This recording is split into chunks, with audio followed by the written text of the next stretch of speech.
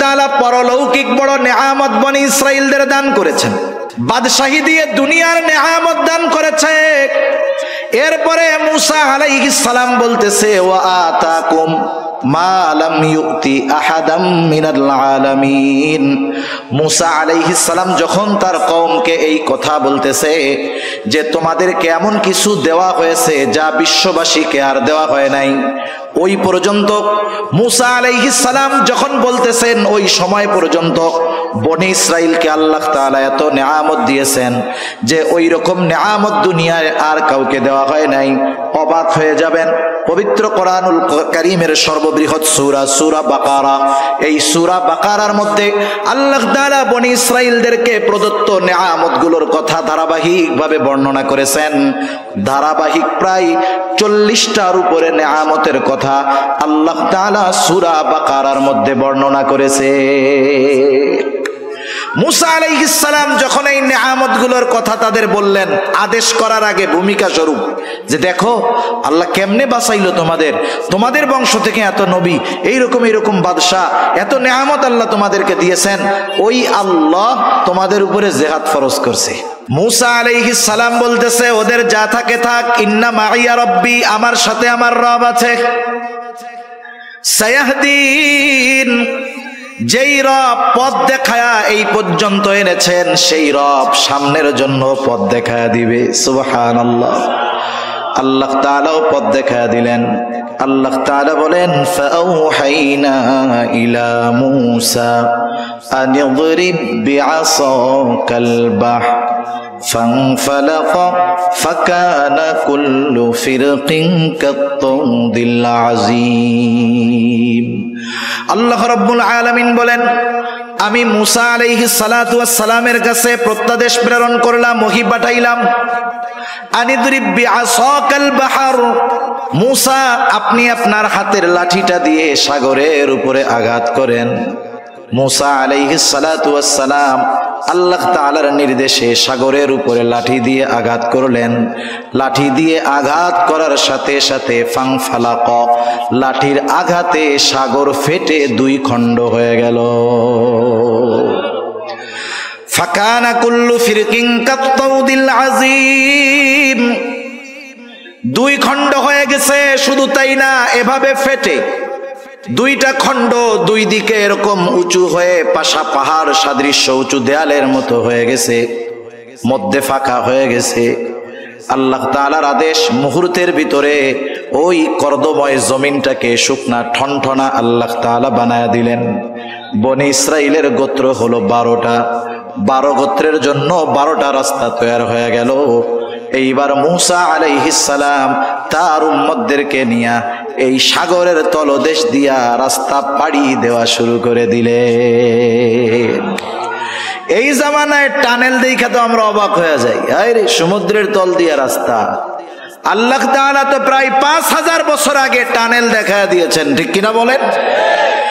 প্রযুক্তি যেটা 5000 বছর পরে করতেছে, আল্লাহ তাআলা সেটা 5000 বছর আগে দেখা দিয়েছে।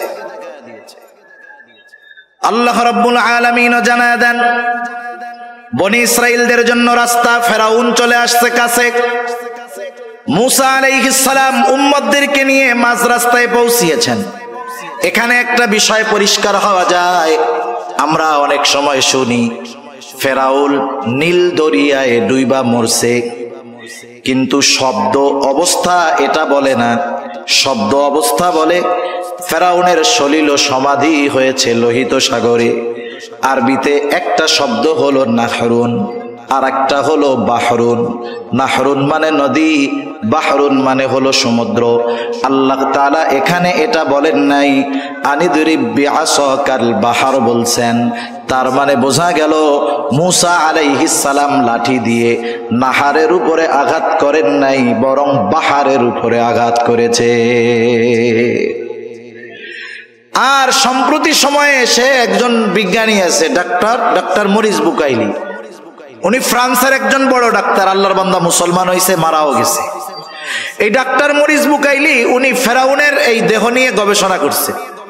গবেষণা করে উনি এই সিদ্ধান্তে উপনীত হয়েছেন যে ফেরাউনের দেহ অবশেষের সাথে কিছু লবণ পাওয়া গেছে। লবণ, নদীর পানিতে লবণ হয়, সমুদ্রের পানি লবণাক্ত, এজন্য ওটা দিয়ে লবণ হয়।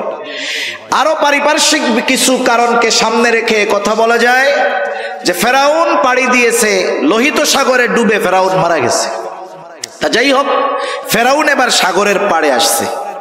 মুসা আলাইহিস সালাম উম্মতদেরকে নিয়ে মাছ দরিয়ায় গেছে, মাঝ রাস্তায়। ফেরাউন আইসা দেখে যে রাস্তা তো রেডি। ফেরাউন কি আল্লাহ তাআলাকে চিনতো কি চিনতো না বলেন তো? ভালো মতো চিনতো। ফেরাউনও আল্লাহ তাআলার কাছে দোয়া করত যে আল্লাহ, আমি জানি আপনি রব, তবে আমি দুনিয়া চাই, আমারে দুনিয়ায় সব দেন। বুঝেন নাই? বর্তমান দুনিয়ার অনেক ফেরাউন আছে, এরাও কিন্তু বাইতুল্লাহ গিয়ে আমার মনে হয় এইটাই কয় যে আল্লাহ, আমি জানি আমি জালেম, এরপরেও দুনিয়া দেন আমারে। বুঝেন নাই? যারা জুলুম করে এরা আল্লাহ তাআলাকে চিনে। মক্কার কাফেররাও আল্লাহ তাআলাকে চিনত, চেনার পরে বিরোধিতা করত। ফেরাউন বুঝতে পারছে যে এই রাস্তায় আমার জন্য নিরাপদ নয়।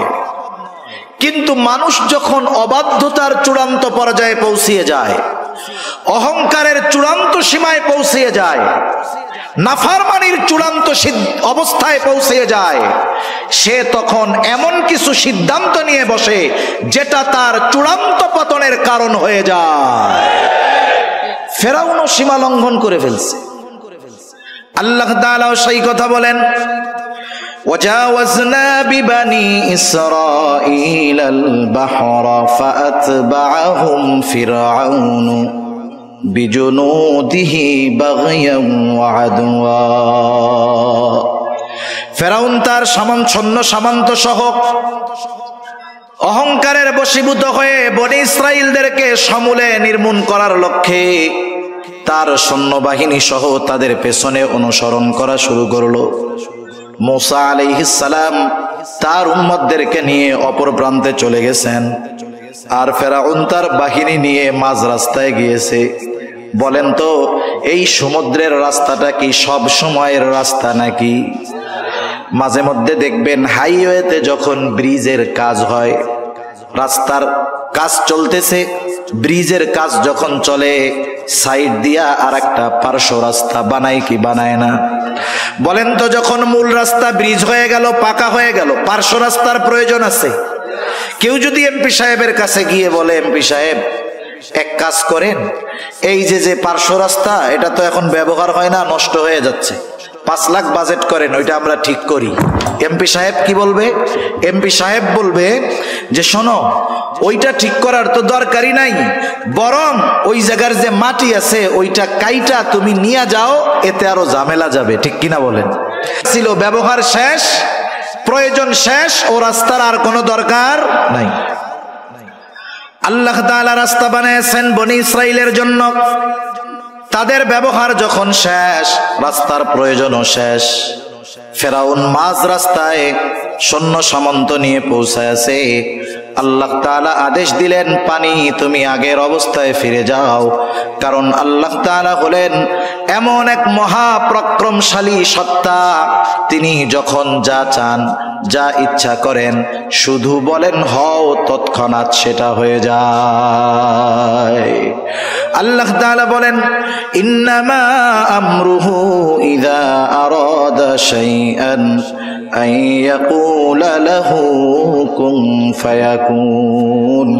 আল্লাহ তাআলা যা চান শুধু বলেন কুন হও, ফায়াকুন তৎক্ষণাৎ হয়ে যায়। এইবার ওই সমুদ্রের দুই দিকের পানি একসাথে যখন ফেরাউন আর তার সৈন্য সামন্তের উপরে পড়ছে, একজনেরও নিচের থেকে উপরে আসার সুযোগ হয় নাই, সবগুলা ওইখানেই শেষ। কিন্তু আল্লাহ তাআলা তো ফেরাউনকে এত সহজে ছেড়ে দিবেন না। জিবরাইল আলাইহিস সালাতু ওয়াস সালাম হাজির, সমুদ্রের তলদেশ থেকে এক টান দিয়া ফেরাউনকে উপরে নিয়ে আসছে। ফেরাউনকে উপরে নিয়ে আসছে একটা টান দিয়া। এইবার চুবনি চলতেছে, চুবনি। ফেরাউন বুঝতে পারছে আজকে ধরা পড়ে গেছি, আজকে আর আমার বাঁচার কোনো উপায় নাই। ফেরাউনকে চুবানো শুরু হয়ে গেছে। মূলত এটা হলো ফেরাউনের উপরে আল্লাহ তাআলার গজব। ফেরাউন যখন বুঝতে পেরেছে এতকাল আল্লাহ তাআলা ছাড় দিয়েছে, আজকে আর আল্লাহ তাআলা ছাড় দিবেন না। এইবার ফেরাউন ঈমান আনার ঘোষণা দিচ্ছে, ঈমান আনার ঘোষণা। ফেরাউন বলে, আমানতু আন্নাহু লা ইলাহা ইল্লাল্লাযী আমানাত বিহি বানু ইসরাঈল ওয়া আনা মিনাল মুসলিমিন। বলে আমি ঈমান আনলাম, বনি ইসরাঈলেরা যার উপরে ঈমান আনছে আমি তার উপরে ঈমান আনলাম, যে আল্লাহ ছাড়া কোনো ইলাহ নাই। মনে রাখতে হবে, যখন কোনো জাতির উপর গজব আসে, গজব চলে আসলে, আযাব চলে আসলে তাওবা কবুল হয় না, ঈমান কবুল হয় না। ফেরাউনের উপরেও গজব চলে আসছে, বলেন তো এখন ফেরাউনের ঈমান কবুল হবে নাকি? গজব আসার আগে তাওবা করতে হয়। যেমন হযরত ইউনূস আলাইহিস সালাতু ওয়াস সালামের সম্প্রদায় বারবার দাওয়াত দেন, তাদের মধ্যে কোনো পরিবর্তন নাই। ইউনূস আলাইহিস সালামের সম্প্রদায়ের একটা অভ্যাস ছিল, তারা প্রতিদিন সকালবেলায় গোসল করে খাওয়া দাওয়া করে দিনের শুরুর কাজ ছিল ইউনূস আলাইহিস সালামকে কষ্ট দেওয়া। প্রতিদিন সকালে গিয়ে প্রথমে এই কাজ তারা করত, এটা না করলে তাদের দিন ভালো যাইত না। তাই ইউনূস আলাইহিস সালামকে আল্লাহ তাআলা জানায় দিলেন যে আপনার এই জাতির অবাধ্যতা চূড়ান্ত সীমায় পৌঁছে গিয়েছে, 3 দিন পরে এদের উপরে গজব আসবে। ইউনূস আলাইহিস সালাম বললেন, অবস্থা কিন্তু এই, 3 দিন পরে কিন্তু গজব আসবে। ওনার কওম আরো অবাধ্যতা বাড়ায় দিছে। 1 দিন গেছে, অবস্থা যা তাই। 2 দিন গেছে, অবস্থা যা তাই। পরের দিন গজব আসবে। ইউনূস আলাইহিস সালাম চিন্তা করলেন যে অতীতের নজির হলো, আল্লাহ তাআলা যখন কোথাও কোনো গজব দেন তখন ওই নবীকে ওই গজবের এলাকায় রাখেন না, ওখান থেকে সরায় নিয়ে যান। তা অতীতে যেহেতু সব নবীকে আল্লাহ তাআলা চলে যাইতে বলছেন, নিয়ে গেছেন, আমাকেও তো যাইতে বলবে, সুতরাং আমি চলেই যাই। ইউনূস আলাইহিস সালাম আল্লাহ তাআলার পক্ষ থেকে নির্দেশ আসার আগে নিজে ইজতিহাদ করে উনি চলে গেছেন। যাই হোক, ওই রাত্রে এলাকা ছেড়ে উনি চলে গেছেন। পরের দিন সকালবেলা, যেদিন গজব হবে, গজব আসবে, ইউনূস আলাইহিস সালামের সম্প্রদায় সকালবেলা খাওয়া দাওয়া খায়া গোসল টোসল করে ইউনূস আলাইহিস সালামের বাড়িতে আসছে। আইসা দেখে দরজা লাগানো, ইউনূস আলাইহিস সালাম নাই। এতকাল এত জুলুম অত্যাচার করেছে ইউনূস আলাইহিস সালাম, কোনোদিন এলাকা ছাড়ে নাই, আজকে নাই। ওদের মনের ভিতরে একটু খটকা লাগছে। আশেপাশে লোক পাঠাইছে, কোথাও ইউনূস আলাইহিস সালামের কোনো খবর নাই। এইবার ওদের মনের মধ্যে ভয় ঢুকে গেছে, হায় রে, এতকাল ইউনূসকে আমরা এত কষ্ট দিয়েছি, ইউনূস কখনো যায় নাই, তাহলে সত্যই মনে হয় গজব আসবে। এরা সবাই একত্রিত হইছে, আল্লাহ তাআলার কাছে ক্ষমা চাইছে, তাওবা করছে, ঈমান আনছে। যেই গজব আসার কথা ছিল, গজব আসার আগে ঈমান আনার কারণে আল্লাহ তাআলা তাদের উপর থেকে গজবকে উঠায় নিয়েছে। সুবহানাল্লাহ। আর ফেরাউন গজব আসার পরে ঈমান আনছে, ঈমান কবুল হবে না। আল্লাহ তাআলা বলেন, আল আনা ওয়া ক্বাদ আসাইতা মিন ক্বাবলু ওয়া কুনতা মিনাল মুফসিদিন। এখন তুমি ঈমান আনার ঘোষণা দিচ্ছ, অথচ ইতিপূর্বে জমিনে বিশৃঙ্খলা সৃষ্টি করেছো। তোমার ঈমান এখন তো কবুল হবে না, তবে তুমি তো মরবাই। তবে শুনে নাও, ফালইয়াউমা নুনাজ্জিকা বিবাদানিকা লিতাকুনা লিমান খালফাকা আয়া। আমি আজকে তোমার দেহকে সংরক্ষণ করব, যাতে করে তুমি তোমার পরবর্তীদের জন্য নিদর্শন হও। আল্লাহ তাআলা ফেরাউনের দেহকে এমন ভাবে সংরক্ষণ করেছেন, সমুদ্রের কোনো মাছ তার দেহ খায় নাই, পোকা লাগে নাই। মিশরের জাতীয় জাদুঘরে যত মমি আছে, বিভিন্ন প্রযুক্তি কেমিক্যাল ব্যবহার করে রাখা হয়েছে, কিন্তু ফেরাউনের ওই দেহটাকে কোনো মেডিসিন ছাড়া, কোনো প্রসেস ছাড়া, রাসায়নিক ছাড়া জালেমদের জন্য নিদর্শন হিসাবে সংরক্ষণের ব্যবস্থা যিনি করেছেন তিনি কে? আল্লাহ তাআলা ফেরাউনের দেহকে সংরক্ষণ করছে, সাধারণ পাবলিকের জন্য নয়, বিশেষ করে তাদের জন্য যারা শাসকের আসনে বসে জনগণের খাদেম হওয়ার পরিবর্তে জনগণের উপরে জুলুম করে, তাদের জন্য। যে দেখে রাখো, তোমার পূর্ববর্তী যারা ছিল জালেম, এদের সর্বশেষ পরিণতি কি হয়েছে, অপেক্ষা করো, তোমার জন্যও এর চাইতে ভয়ঙ্কর অবস্থা অপেক্ষা করতেছে, ঠিক কিনা? কিন্তু আফসোসের বিষয় হলো গোটা দুনিয়ার শাসকরা এটাকে শুধু ভ্রমণ এবং দেখার একটা বিষয় মনে করে, শিক্ষার বিষয় মনে করে না। তা যাই হোক, যে কথা বলতেছিলাম, মুসা আলাইহিস সালামের উম্মত নদীর সাগরের ওই পারে উঠা নিজ চোখে ওরা দেখছে যে ফেরাউন কেমনে মরলো। মুসা আলাইহিস সালামের যেই বয়ান বক্তব্য কিভাবে বাস্তবে পরিণত হলো, একটু আগে যেই শত্রুর হাতে মরার ভয়ে তারা চিন্তিত ছিল, সেই শত্রুকে আল্লাহ তাআলা কেমনে লোহিত সাগরে ডুবাইয়া মারলেন বলেন তো। এই দৃশ্য দেখার পরে বনি ইসরাইল জাতির আল্লাহ তাআলার উপরে সর্বোচ্চ কৃতজ্ঞ হওয়ার দরকার ছিল কি ছিল না? কিন্তু আফসোস, এদের মধ্যে কোনো পরিবর্তন নাই। আল্লাহ তাআলা তাদেরকে দরিয়ার অপর প্রান্তে নিলেন, ওই অবস্থাগুলো দেখাইলেন। এখন ওরা কি বলে জানেন? ওরা বলে, মুসা কই আনছো? আমাদের সব পোশাক আশাক বাড়িঘর সব রইছে মিশরে, এমন জায়গায় আনছো থাকার জায়গা নাই, খোলা মাঠ, মাথার উপরে কোনো ছাদ নাই, রোদে কষ্ট বৃষ্টিতে কষ্ট, রান্না বান্নার কিছু নাই, খাবো দাবো কেমনে? না খাইই তো মারা যাবো। এর চেয়ে মিশরে ভালো ছিলাম। কি বলে? এর চেয়ে মিশরে ভালো ছিলাম। অকৃতজ্ঞ এক জাতি। আল্লাহ তাআলা তাদের জন্য মেঘকে ছাদ বানায়া দিলেন, মেঘমালাকে কি করলেন? ছাদ বানায়া দিলেন। আসমান হতে খাবারের ব্যবস্থা করলেন, মান্না সালওয়া, খা, রান্না রুন্না করা লাগবে না। এরা খাইতে থাকলো, আরামে থাকতে থাকলো। কিন্তু আল্লাহ তাআলা মিশর থেকে তাদেরকে দরিয়া পাড়ি দিয়ে এপারে আনার উদ্দেশ্য যে ফিলিস্তিনের ওই তাদের আদি পিতৃভূমি আল্লাহ তাআলা তাদের হাতে তুলে দিবেন, এটা আল্লাহ তাআলার ইচ্ছা। তবে ওই সময় ফিলিস্তিনে জেরুজালেমে শাসন করত এক গোত্র, তাদের নাম হলো আমালিকা। এরা সম্ভবত আদ গোত্রের পূর্বসূরি ছিল আর কি। দেহের গঠন ছিল বিশাল আকৃতির। এরা খুব বীর বাহাদুর এক জাতি ছিল। হযরত মুসা আলাইহিস সালাতু ওয়াস সালাম বনি ইসরাইলের 12 গোত্র থেকে 12 জন প্রতিনিধিকে পাঠাইলেন তাদের অবস্থা পর্যবেক্ষণের জন্য। এইবার ওই 12 জন যখন বনি ইসরাইলের ওই এলাকায়, আমালিকা গোত্রের ওই এলাকায় ঢুকছে, আমালিকা গোত্রের একজন লোক ওই 12 জনকে আটকায়া বাদশার কাছে নিয়ে গেছে। একজন 12 জনকে বাইন্দা বাদশার কাছে নিয়ে গেছে। এখন বলছে, তোমাদের আসার উদ্দেশ্য কি? বলছে যে এই ঘটনা। বাদশাহ অন্যান্য সবার লোকজন যারা, তাদের সাথে আলোচনা করে বলছে এদেরকে ছাইড়া দেন। ছেড়ে দিলে ওরা ওদের গোত্রের কাছে গিয়ে যখন আমাদের এই শক্তির কথা বলবে, ওরা স্বপ্নেও জেরুজালেমে আসার কথা চিন্তা করবে না। এ চিন্তা করে বাদশাহ 12 জনকে ছেড়ে দিছে। মুসা আলাইহিস সালামের কাছে এরা গিয়ে বলতেছে, কাহিনী তো এই, এলাকা তো খুব সুন্দর, সুজলা সুফলা, শস্য শ্যামলা, কিন্তু অবস্থা হলো তারা এমন এক জাতি যাদের সাথে যুদ্ধে জয়ী হওয়া আমাদের জন্য সম্ভব না।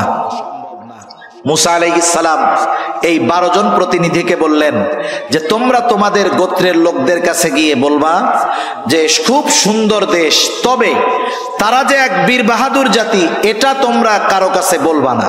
কিন্তু আফসোস, 2 জন ছাড়া বাকি 10 জন তাদের গোত্রের লোকদের কাছে গিয়ে বলল, শোনো, দেশ কিন্তু সুন্দর, কিন্তু ওই দেশের লোকজন এইরকম, আমরা 12 জন গেছি, একজনেই 12 জনরে প্যাকেট করে ফেলছে। একটু আগে তো ওরাও রাজি ছিল ওই দেশে যাওয়ার, যখন শুনছে কাহিনী এইরকম, ওরা এবার গো ধইরা বসছে যে আমরা এই যুদ্ধে যাব না, আমাদের ওই দেশে যাওয়ার দরকার নাই, আমাদের মিশরই ভালো। এই অবস্থায় মুসা আলাইহিস সালাতু ওয়াস সালাম তাদেরকে কি বলতেছেন সে কথাগুলোই আমি আপনাদের খেদমতে কোরআনুল কারীমের সূরা মাইদা থেকে তিলাওয়াত করেছি। কষ্ট হচ্ছে না তো আপনাদের? আমি আর বেশি সময় নিব না, কারণ অনেক সময় আছে ভূমিকায় বা শুরুতে কিছু কথা বইলা নিলে মূল কথা অল্পতে বোঝানো যায়। এজন্য আগের কথাগুলো বেশি বললাম, পরের গুলা জানি অল্পতে বুঝেন, এই জন্য আর কি। তা মুসা আলাইহিস সালাম তাদের কাছে আসলেন। আয়েশা আল্লাহ তাআলা যে তাদেরকে কত নেয়ামত দিয়েছেন এই নেয়ামতের কথাগুলো আগে স্মরণ করাইলেন, তথা জিহাদের নির্দেশ দেওয়ার আগে ভূমিকাতে আল্লাহ তাআলার নেয়ামতের কথাগুলো তাদের স্মরণ করায় দিলেন। যেমন সূরা ফাতিহা যখন আমরা তিলাওয়াত করি, সূরা ফাতিহার একটা নাম হলো সূরাতুদ দুআ। কি বলেন তো? সূরাতুদ দুআ। ঘুম আসতেছে আপনাদের? এটা তাকবীর দেন তো, নারায়ে তাকবীর, নারায়ে তাকবীর। মাশাআল্লাহ, মোটামুটি সজাগ আছেন। সূরাতুদ দুআ কেন? কারণ এই সূরার মধ্যে আমরা আল্লাহ তাআলার কাছে এমন এক দোয়া করি যেই দোয়াটা শিখিয়েছেন কে? এবং পৃথিবীর সর্বশ্রেষ্ঠ দোয়া আমরা আল্লাহ তাআলার কাছে করি।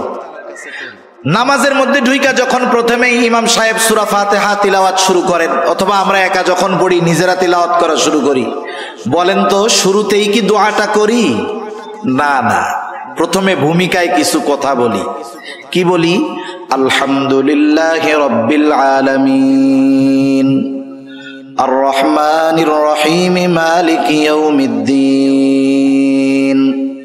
ইয়্যাকা না'বুদু ওয়া ইয়্যাকা নাস্তাঈন। এই পর্যন্ত হইল ভূমিকা। আল্লাহর প্রশংসা করি, আল্লাহ তাআলার কিছু গুণকীর্তন বর্ণনা করি, তার ক্ষমতার কথা বর্ণনা করি। এরপরে বলি যেহেতু আপনি এমন দয়াময়, আপনি এমন ক্ষমতাধর, তাইলে এক কাজ করেন, আমাদের একটা জিনিস দেন।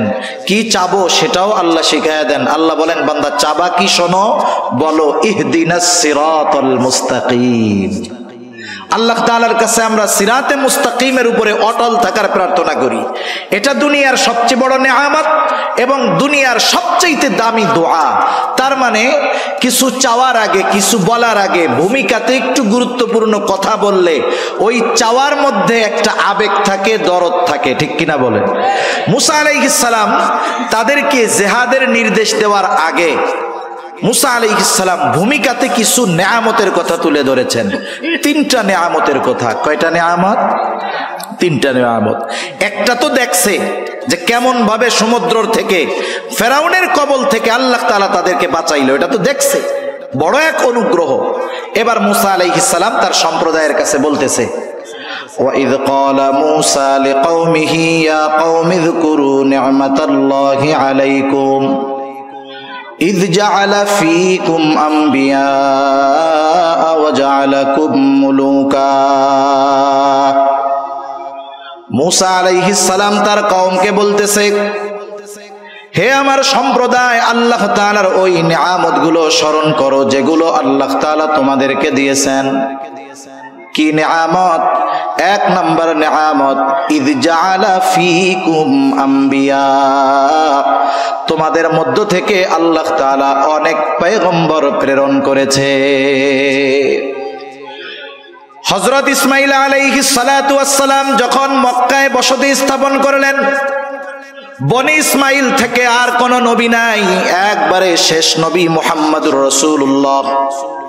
কিন্তু বনি ইসরাইল থেকে ঈসা আলাইহিস সালাম পর্যন্ত যত নবী আসছে, ইয়াকুব আলাইহিস সালাম থেকে নিয়ে ঈসা আলাইহিস সালাম পর্যন্ত যত নবী আসছে, সব বনি ইসরাইলের নবী। নবীজি এক হাদিসের মধ্যে বলেন, বনি ইসরাইল কখনো নবী শূন্য থাকে নাই। যেখানেই তাদের বসবাস ছিল, স্থান ছিল, আল্লাহ তাআলা এক নবীর মৃত্যু হলে আর এক নবী পাঠায়া ওই শূন্য স্থান পূরণ করেছে। আমাদের সমাজের মধ্যে, গোত্রের মধ্যে, বংশের মধ্যে কারো বংশে যদি 10টা বিসিএস ক্যাডার থাকে, বলেন তো ওই গ্রামের মধ্যে ওই বংশের পাওয়ার কম না বেশি? নিজে যা হয় হোক, মানুষের কাছে বলে বেড়ায় আমি ওই বংশের লোক, আমার বংশে 10টা বিসিএস ক্যাডার আছে। 10টা বিসিএস ক্যাডার যদি থাকে, এটা নিয়ে যদি গর্ব করতে পারে, এটাকে যদি নিয়ামত মনে করতে পারে, যেই গোত্র, যেই বংশের মধ্যে ধারাবাহিকভাবে নবী এসেছে, বলেন তো এটা আল্লাহ তাআলার পক্ষ থেকে অন্যতম এক দামি এক নিয়ামত নয় কি? এজন্য মুসা আলাইহিস সালাম বললেন, শোনো, তোমাদের মধ্য থেকে আল্লাহ তাআলা অনেক নবী প্রেরণ করেছেন। শুধু তাই না, ওয়াজআলাকুম মুলুকা, আল্লাহ তাআলা তোমাদেরকে বাদশাহী দান করেছেন, রাজত্ব দান করেছেন। কথা হইল সবাই তো আর রাজা হইতে পারে না, কিন্তু বায়ানুল কোরআনের মধ্যে আসছে, আশরাফ আলী থানবী রহমাতুল্লাহি আলাইহি লিখেছেন, এক বুজুর্গের হাওলা দিয়ে যখন কোন গোত্র বা বংশ থেকে কোন বাদশাহ হয় তখন ওই বাদশাহীর সাথে গোটা বংশটাকেই সম্পৃক্ত করা হয়। যেমন ওসমানীরা শাসন করছে, বলে ওসমানী শাসন আমল, আব্বাসী শাসন আমল, উমাইয়া শাসন আমল। যদিও উমাইয়াদের মধ্যে বাদশাহ হয়েছে একজন, তারপরে আর একজন, কিন্তু এই বাদশাহীটাকে সম্পৃক্ত করা হয়েছে গোটা গোত্রের সাথে। মুসা আলাইহিস সালাম বললেন, আল্লাহ তাআলা তোমাদেরকে বাদশাহী দান করছে, বড় বড় বাদশাহ বনি ইসরাইলদের মধ্য থেকে হয়েছে। শুধু তাই না, মুসা আলাইহিস সালামের পরে আল্লাহ তাআলা বাদশাহী দিয়েছেন সুলাইমান আলাইহিস সালামকে, বনি ইসরাইলের নবী। এমন বাদশাহী দিয়েছেন, গোটা দুনিয়ার বাদশাহী আল্লাহ তাআলা দান করেছেন। আল্লাহ তাআলার কাছে সুলাইমান আলাইহিস সালাম দোয়া করেছে, রব্বি হাবলি মুলকাল লা ইয়ামবাগি লিআহাদিম মিন বাদি। আয় আল্লাহ, আমাকে আপনি এমন এক রাজত্ব দান করেন যেই রাজত্ব আমার পরে আপনি আর কাউকে দিবেন না।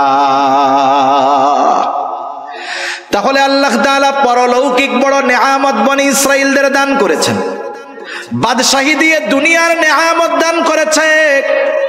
এরপরে মুসা আলাইহিস সালাম বলতেছে, ওয়া আতাকুম মা লাম ইউতি আহাদাম মিনাল আলামিন। মুসা আলাইহিস সালাম যখন তার কওমকে এই কথা বলতেছে যে তোমাদেরকে এমন কিছু দেওয়া হয়েছে যা বিশ্ববাসীকে আর দেওয়া হয় নাই, ওই পর্যন্ত মুসা আলাইহিস সালাম যখন বলতেছেন, ওই সময় পর্যন্ত বনি ইসরাইলকে আল্লাহ তাআলা এত নেয়ামত দিয়েছেন যে ওই রকম নেয়ামত দুনিয়ায় আর কাউকে দেওয়া হয় নাই। অবাক হয়ে যাবেন, পবিত্র কোরআনুল কারীমের সর্ববৃহৎ সূরা, সূরা বাকারা, এই সূরা বাকারার মধ্যে আল্লাহ তাআলা বনি ইসরাইলদেরকে প্রদত্ত নেয়ামতগুলোর কথা ধারাবাহিকভাবে বর্ণনা করেছেন। ধারাবাহিক প্রায় 40টার উপরে নেয়ামতের কথা আল্লাহ তাআলা সূরা বাকারার মধ্যে বর্ণনা করেছে। মুসা আলাইহিস সালাম যখন এই নেয়ামতগুলোর কথা তাদের বললেন, আদেশ করার আগে ভূমিকা স্বরূপ যে দেখো আল্লাহ কেমনে বাঁচাইলো তোমাদের, তোমাদের বংশ থেকে এত নবী, এইরকম এইরকম বাদশাহ, এত নেয়ামত আল্লাহ তোমাদেরকে দিয়েছেন, ওই আল্লাহ তোমাদের উপরে জিহাদ ফরজ করছে। উদ্দেশ্য হলো জিহাদ করবা আর ওই জেরুজালেমের পবিত্র ভূমির অধীন তোমাদের অধিকারে আল্লাহ তাআলা দিয়ে দিবে। শুধু যুদ্ধ করবা, শোনো, যুদ্ধে যে জয়ী হবা এটাও জানায় দিছেন কে? চূড়ান্ত হয়ে গেছে। শুধু তোমরা ওই শহরের প্রবেশ দ্বার দিয়ে ঢুকবা, ওরা যত শক্তিশালী হোক ওদের বিরুদ্ধে তোমাদের বিজয় লিখে রাখছেন কে? মুসা আলাইহিস সালাম এবার আদেশ করলেন, ইয়া কওমি দুখুলুল আরদাল মুকদ্দাসাতাল্লাতী কাতাবাল্লাহু লাকুম। হে আমার সম্প্রদায়, এই পবিত্র ভূমিতে তোমরা প্রবেশ করো যেটা আল্লাহ তোমাদের জন্য লিখে রেখেছেন। কিন্তু সাবধান, ওয়ালা তারতাদ্দু আলা আদবারিকুম ফাতানকালিবু খাসিরিন। তবে সাবধান, তোমরা পেছনে ফিরে আসবা না, তাহলে ক্ষতিগ্রস্ত হয়ে যাবা, ঠিকানা হবে জাহান্নাম। ওই যে 10 জন আইসা বইলা দিছে, যদিও দেশ সুন্দর কিন্তু শক্তি এরকম। এইবার বনি ইসরাইলেরা গো বাইদা বসছে, বলতেছে, ক্বালু ইয়া মূসা ইন্না ফিহা কওমান জাব্বারিন ওয়া ইন্না লান নাদখুলাহা হাত্তা ইয়াখরুজু মিনহা ফাইন ইয়াখরুজু মিনহা ফাইন্না দাখিলুন। ও মূসা, ওই জাতি খুব শক্তিশালী জাতি, আমরা জানতে পেরেছি। ওরা যতক্ষণ ওইখান থেকে বের না হবে ততক্ষণ আমরা ওই শহরে যাব না, আমরা ওইখানে যাব না যতক্ষণ না তারা বের হয়। মূসা আলাইহিস সালাম তাদেরকে বুঝায় বুঝায় ক্লান্ত হয়ে গেছেন। এইবার 2 জন আল্লাহর বান্দা, ওই 12 জনের মধ্যে 2 জন, একজনের নাম হলো ইউশা ইবনে নুন, আর একজনের নাম হলো কালিব। এই 2 জন আল্লাহর বান্দা এবার তারা বনি ইসরাইলদেরকে বোঝানো শুরু করছে। নবী বুঝাইয়া ক্লান্ত হয়ে গেছে, এইবার অন্য 2 নেক বান্দা বুঝাইতেছে। قال رجلان من الذين يخافون أنعم الله عليهم ادخلوا عليهم الباب ফাইদা দাখালতুমুহু ফাইন্নাকুম গালিবুন। দুই আল্লাহর বান্দা যাদের উপরে আল্লাহ তাআলার অনুগ্রহ ছিল, এই দুই আল্লাহর বান্দা তাদেরকে বলতেছে, তোমরা ওই শহরের প্রবেশদ্বার দিয়ে প্রবেশ করো, তোমরা শুধু দরজা দিয়ে প্রবেশ করবা আর তোমরা জয়ী হয়ে যাবা, তোমাদের কোনো চিন্তা নাই, ভয় নাই, শুধু ওঠো আর দরজা দিয়ে ঢোকো, আল্লাহর উপরে ভরসা রাখো। তোমরা যদি মুমিন হও, আল্লাহ তাআলার উপরে ভরসা রাখা তোমরা রওনা হও, তোমরা শুধু জিহাদের জন্য শহরের দরজা দিয়ে ঢুকবা আর তোমাদেরকে আল্লাহ তাআলা বিজয় দান করবে। এরপরেও তাদের মন নরম হয় নাই। এইবার বনি ইসরাইলেরা আরো কঠোর ভাষায় বিরোধিতা করলো। মূসা আলাইহিস সালামকে এবার তারা বলতেছে, ক্বালু ইয়া মূসা ইন্না লান নাদখুলাহা আবাদাম মা দামু ফিহা ফাযহাব আনতা ওয়া রাব্বুকা ফাকাতিলা ইন্না হাহুনা কাঈদুন।